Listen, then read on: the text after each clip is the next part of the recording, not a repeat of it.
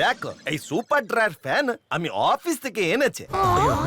কারেন্টের বিল খুব বেশি আসবে ইয়ার, মানে সোসাইটিকে দিতে হবে নাকি?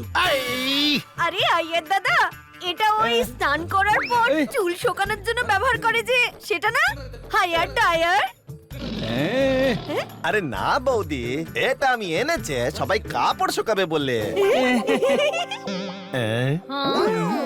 যদি এটা ওপরে অ্যাঙ্গেল করে চালু করা যায় সবার কাপড় শুকিয়ে যাবে। এক্ষুনি তোমাদের আমি ডেমো দেখাবে।